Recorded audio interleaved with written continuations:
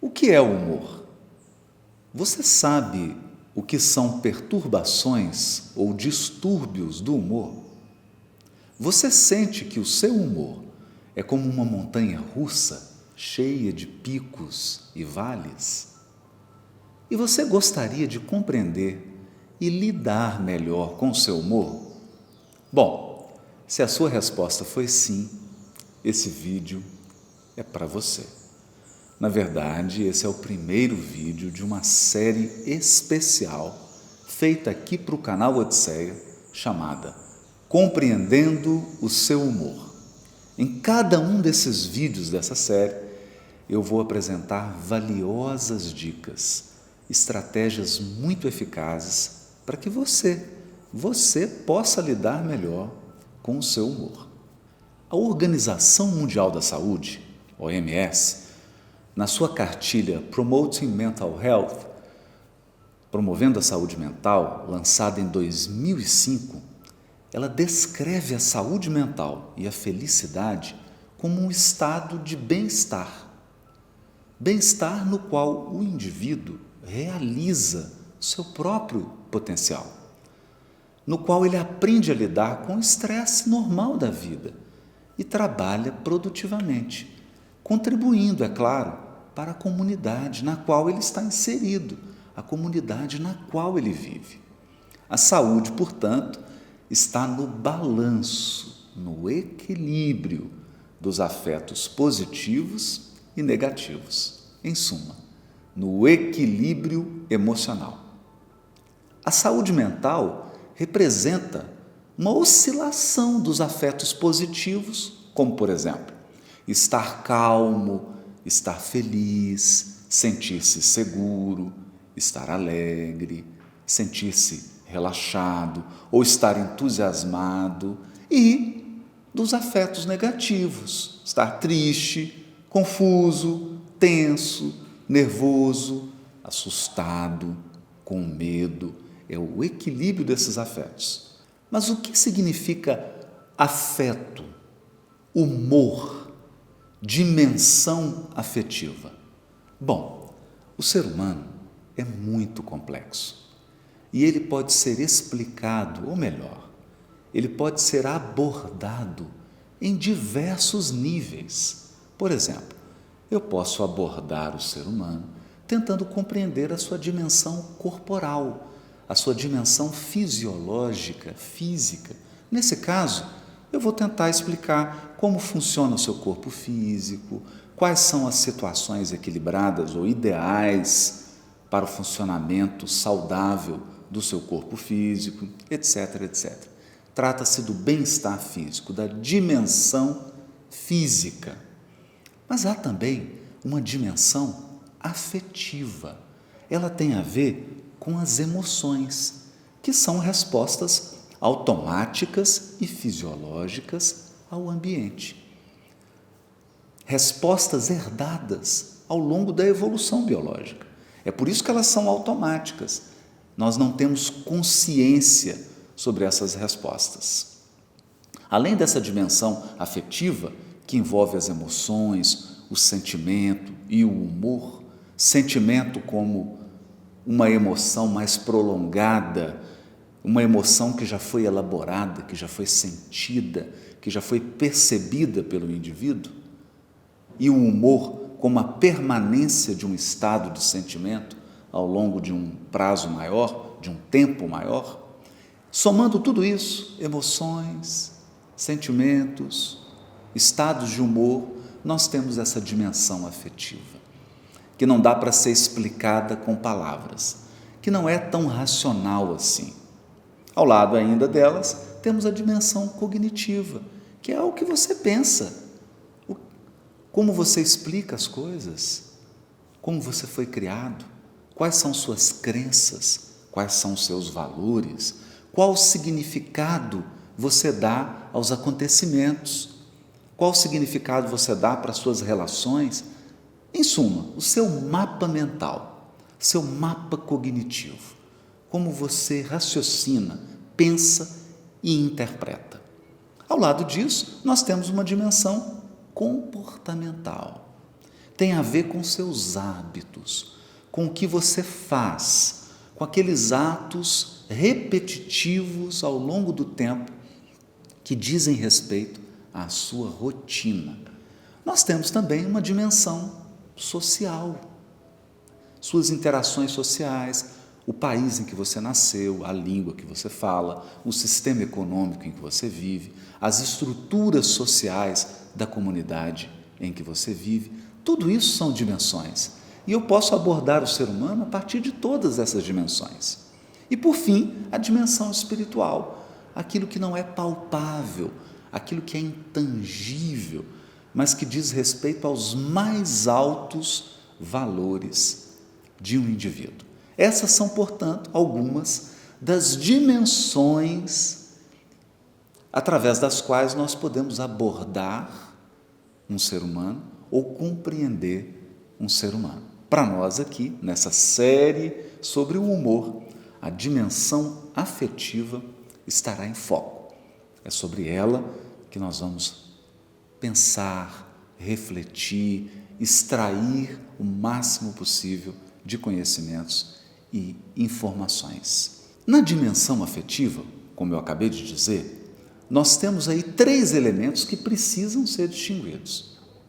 Emoção, que é uma resposta corporal, automática, eu não tenho controle, ela é uma resposta fisiológica, é algo herdado da evolução ao longo dos milhões e milhões de anos de evolução, portanto eu reajo.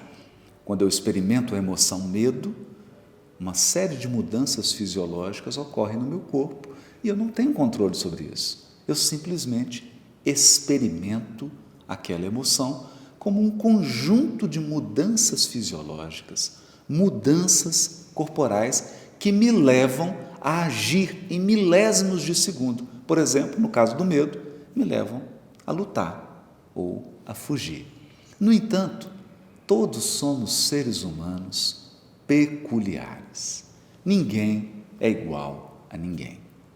Você tem a sua subjetividade, que tem a ver com a sua criação, com seus valores, com as suas crenças. Quando você experimenta uma emoção, é natural que você elabore essa emoção, que você se debruce sobre ela, que você ative memórias a respeito daquele fato que está despertando a emoção.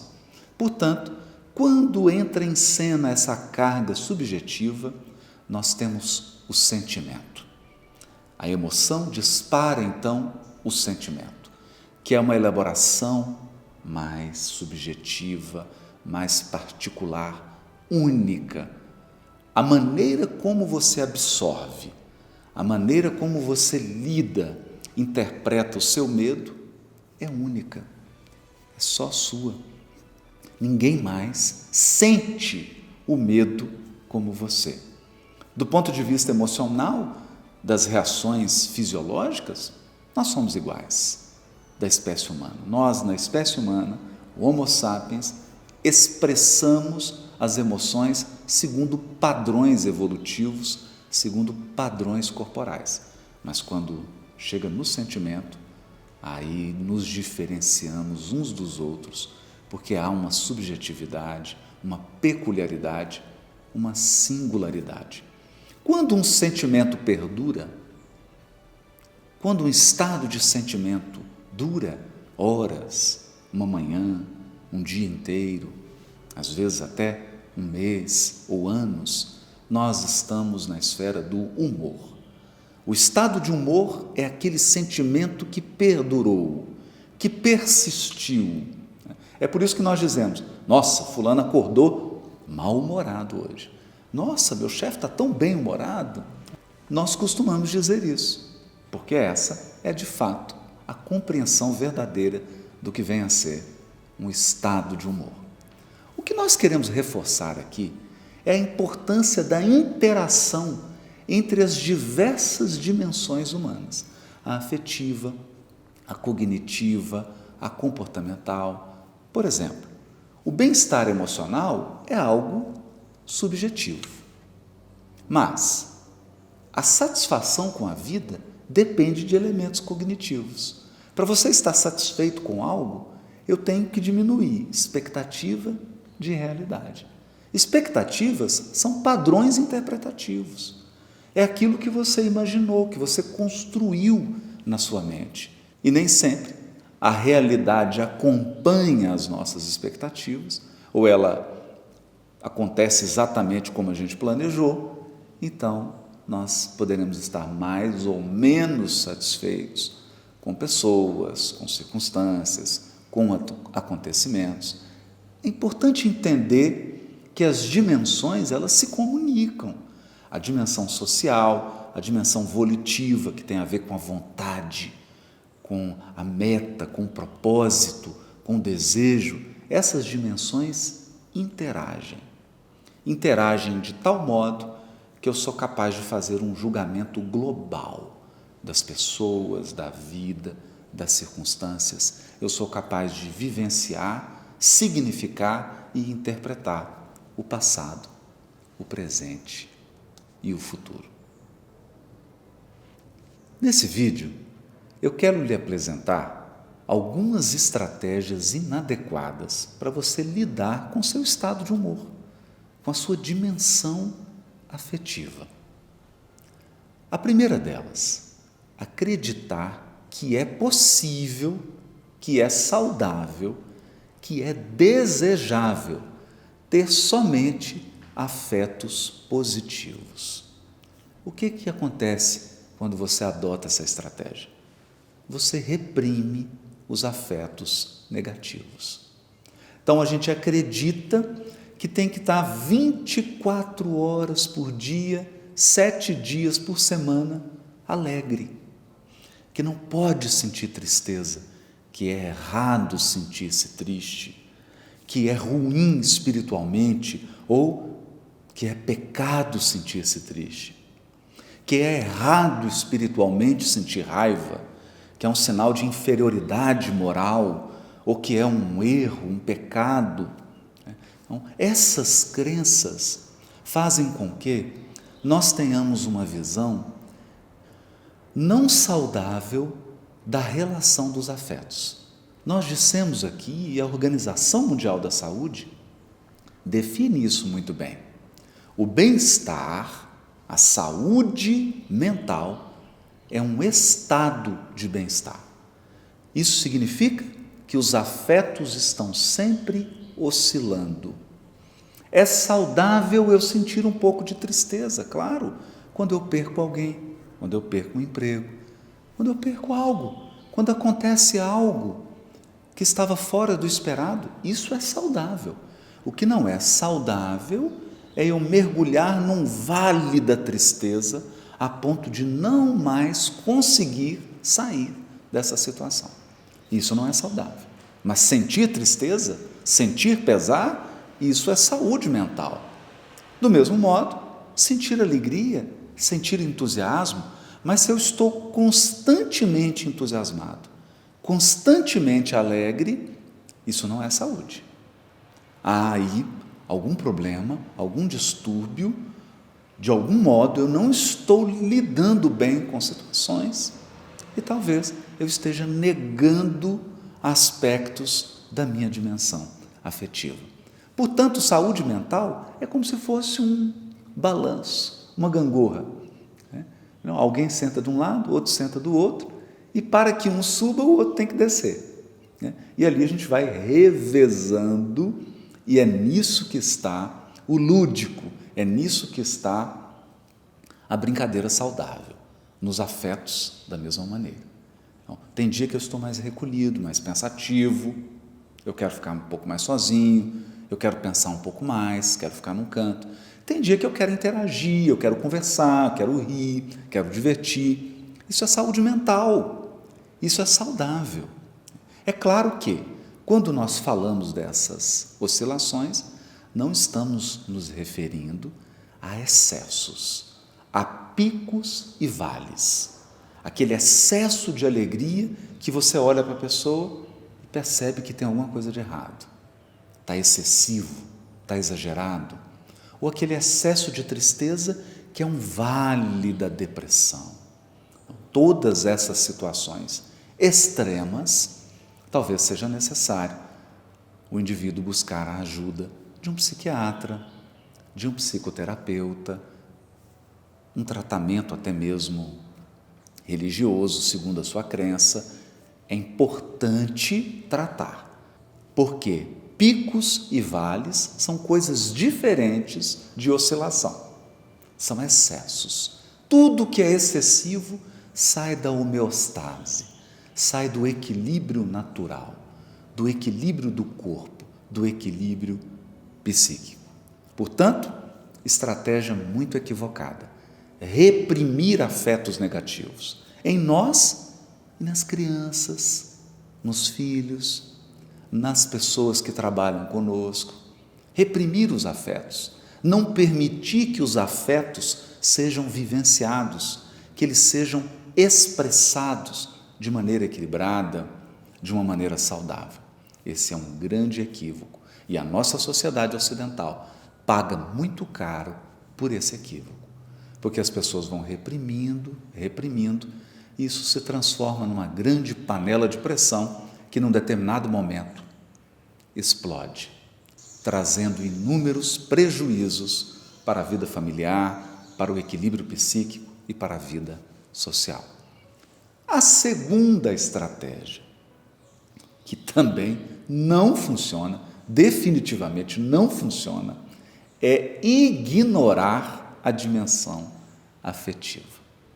Muitas pessoas foram educadas, foram criadas para esconder sua dimensão afetiva, para ocultar, para fingir que ela não existe, para não olhar para a dimensão afetiva, acreditando que o simples fato de não reconhecer, de não olhar, faz com que a gente lide de uma maneira melhor, ou faz com que ela simplesmente desapareça. No entanto, desde os primórdios da psicologia, com Freud, com Jung, com tantos outros, nós sabemos que tudo aquilo que é negado ganha uma força extraordinária. Tudo aquilo que não é reconhecido cresce na sombra, cresce na penumbra, se torna extremamente poderoso e acaba voltando com força total, invadindo os mínimos aspectos da nossa vida e invadindo com um excesso, com uma energia exagerada. É preciso, por mais difícil que isso seja, encarar, olhar para a nossa dimensão afetiva, debruçar-se sobre ela. E essa é a razão de estarmos fazendo essa série. Já fizemos uma sobre ansiedade, estamos fazendo uma série agora, compreendendo o seu humor. O que queremos com isso? Que você olhe, que você se debruce sobre a sua dimensão afetiva, que você compreenda o que são emoções, o que são sentimentos, o que são estados de humor. Compreenda para lidar melhor. Você só lida melhor se você compreende, se você olha para aquilo, se você reconhece e, principalmente, se você dá um espaço para que essa dimensão possa ser expressada, para que ela possa ser desenvolvida. Uma criança não precisa de espaço para aprender a andar, para engatinhar, para falar. A nossa dimensão afetiva também. Ela precisa de espaço para ela amadurecer. Alguém que não expressa a sua dimensão afetiva vai sempre manifestar uma certa infantilidade nesses aspectos da sua dimensão humana. Uma infantilidade nas emoções, nos sentimentos, no estado de humor. É preciso, então, abrir um espaço na nossa vida, na nossa compreensão, no nosso esquema cognitivo, para que o estado afetivo possa se desenvolver, possa amadurecer e possa mostrar seus frutos mais saborosos. Afinal de contas, aquilo que dá brilho à vida, aquilo que dá um colorido à vida, que nos motiva, que nos faz nos sentirmos vivos, alegres, realizados e felizes é a nossa dimensão afetiva. É por isso que ela precisa amadurecer, ela precisa mostrar o que ela tem de melhor. Eu quero agora lhe apresentar uma estratégia eficaz. Já te mostrei 2 estratégias que não funcionam: reprimir e ignorar a dimensão afetiva. Mas como estamos falando de estados de humor, de compreensão do humor, eu queria lhe apresentar uma estratégia bastante eficaz para que você possa lidar com o seu humor. E a primeira estratégia é: compreenda os 5 elementos da oscilação do humor. Exatamente. Os 5 elementos que estão presentes na oscilação do humor. Ou 5 elementos que interagem para que a gente tenha esse resultado, que é o estado de humor. O primeiro desses elementos é o ambiente. Mudanças no ambiente ou nas situações da nossa vida. O segundo, reações físicas, corporais, orgânicas. O terceiro, o estado de humor.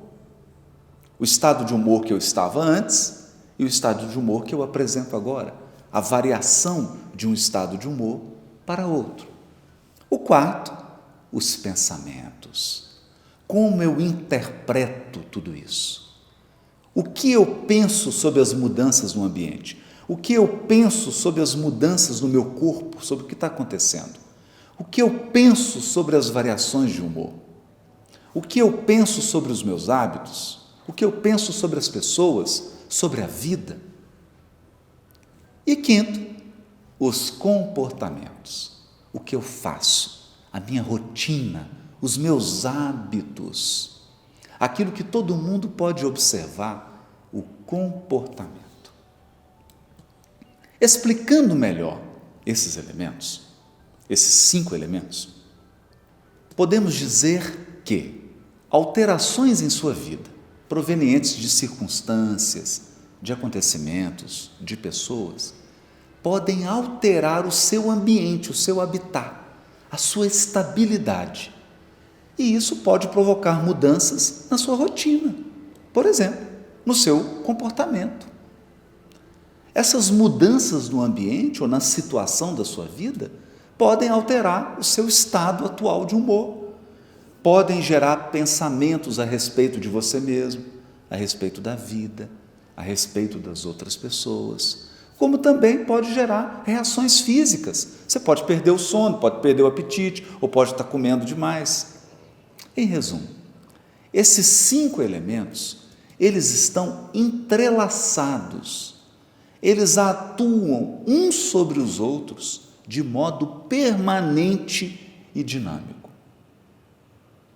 Isso significa que uma alteração no ambiente pode provocar um pensamento, mudar ao mesmo tempo o seu estado de humor, provocar uma mudança de comportamento. Olha como é que tudo interage. Esses 5 elementos interagem. Eu vou dar alguns exemplos que fica mais fácil. Imagine alguém que acabou de perder um amigo de infância por causa do câncer. O amigo morreu de câncer. E ele acaba de descobrir que a sua esposa está com um tumor, com um nódulo no seio. Vamos tentar entender o que está acontecendo com essa pessoa, utilizando aqui esse modelo dos 5 elementos. Vamos tentar compreender a dinâmica da vida desse indivíduo que perdeu o amigo com câncer e a esposa descobriu que está com um nódulo no seio. Nós estamos vendo aqui uma mudança ambiental na situação de vida, que é a morte do seu amigo de infância e é a descoberta do nódulo no seio da esposa. Isso faz com que nós tenhamos mudanças de comportamento. Por exemplo, mudanças na rotina dele.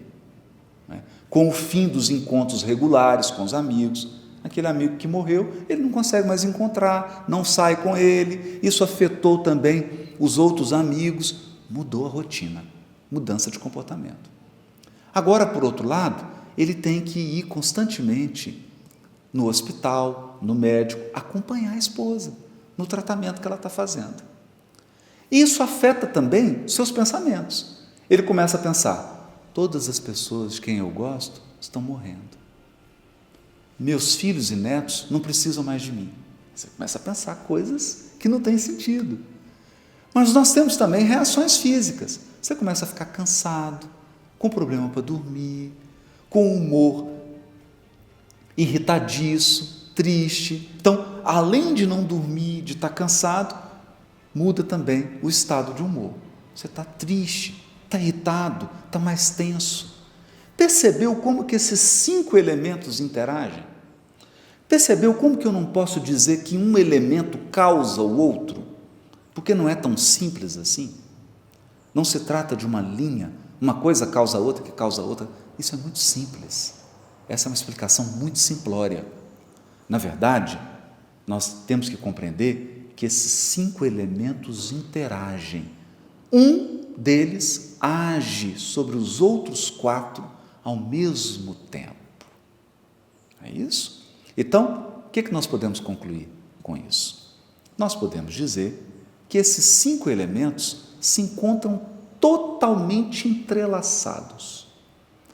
Qualquer um deles pode afetar a todos os demais.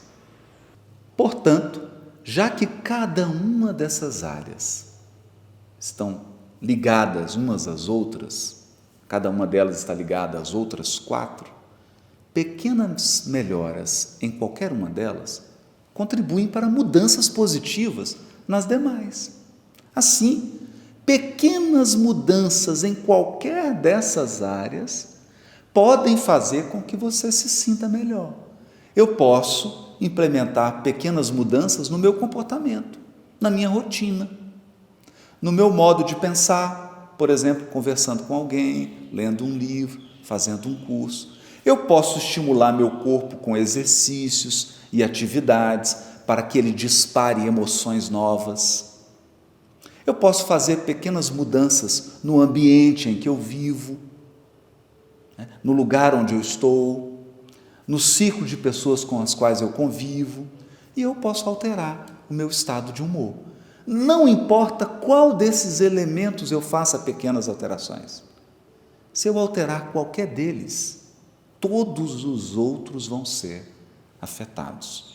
Imagine então se eu fizer pequenas alterações ao mesmo tempo nos 5 elementos. Repara, pequenas alterações nos 5 elementos.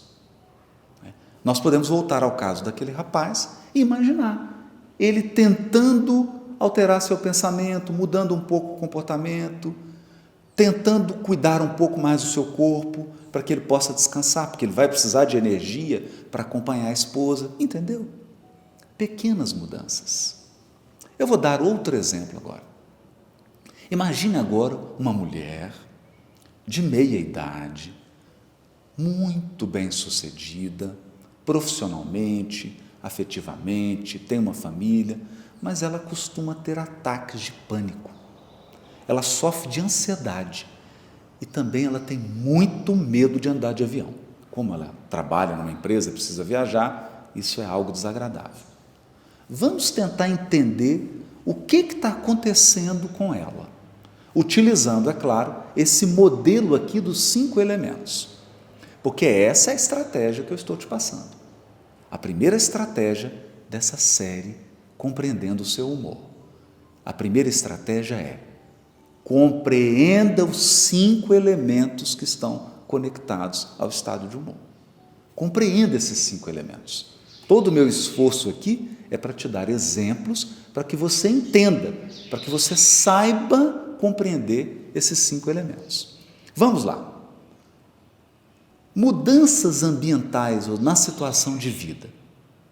A gente descobre que essa mulher, o pai dela morreu. Ela teve uma promoção no trabalho, olha como é que mudou. Só que ela teve reações físicas, ela está com suor frio, ela está com taquicardia, porque isso ativou a ansiedade. Isso ativou a emoção medo, a emoção antecipação. Por isso ela está tendo reações corporais. Lembra quando eu falei da emoção? Reações físicas, corporais. É um dos 5 elementos. Ela sua frio, tem taquicardia, tem dificuldade de respirar e ela está agitada. Temos também alterações no humor. Ela está mais medrosa, está mais nervosa, às vezes ela tem pânico, mas mudou também o comportamento. Ela tem evitado pegar avião, ela está até pensando em desistir da promoção, está cogitando em desistir da promoção. Isso mudou a maneira como ela lida com os companheiros de trabalho, como ela lida no ambiente de trabalho, e ela agora passou a alimentar pensamentos do tipo: estou tendo um ataque cardíaco, vou morrer, e se algo ocorrer mal e eu não conseguir dar conta, típico do pânico. Alguma coisa ruim vai acontecer se eu viajar de avião. Esses pensamentos ficam martelando. Como você pode notar, o modelo de 5 partes descreve a ansiedade e também a depressão. Na verdade, descrevem todos os distúrbios de humor. Observe algumas diferenças entre a ansiedade e a depressão. No caso da depressão, as mudanças físicas frequentemente envolvem a pessoa ficar mais lenta, problemas para dormir, um cansaço exagerado. A ansiedade, por outro lado, ela costuma ser marcada por uma aceleração das reações físicas, taquicardia, sudorese, agitação. Com a depressão, a principal mudança comportamental é que as pessoas encontram muita dificuldade em fazer as coisas que elas faziam e, principalmente, em sentir prazer com a vida. Então, elas executam menos tarefas e, frequentemente, elas se afastam das outras pessoas. Ou seja, o pensamento é bastante diferente nos estados de depressão e nos estados de ansiedade. Os pensamentos do rapaz com a esposa doente, que perdeu o amigo com câncer, ilustram o típico pensamento de alguém que está deprimido. Porque a pessoa tende a ser mais negativa, a ficar sem esperança, a ser mais autocrítico. Mas o pensamento da mulher com pânico é típico da ansiedade. Ele é mais catastrófico. Estou tendo um ataque cardíaco, vou morrer. E ele envolve preocupação com eventos futuros, específicos. Um voo de avião, uma reunião no trabalho. É uma preocupação generalizada. E se algo correr mal e eu não conseguir dar conta? Então, além da preocupação específica, tem também uma preocupação generalizada, que não tem motivo, que não tem causa, definindo aí a ansiedade. Então, dois casos concretos, porque essas histórias são reais, eu estou aqui tirando os nomes, mas são casos da vida. Nós temos aqui um iniciozinho da manifestação de um quadro de ansiedade, de síndrome do pânico, que é o caso da mulher, e um caso de depressão, que é o caso do rapaz.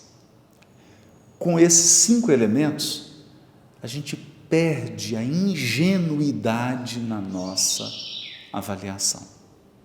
A gente perde aquele olhar simplório e começa a enxergar o quadro global do nosso estado de humor.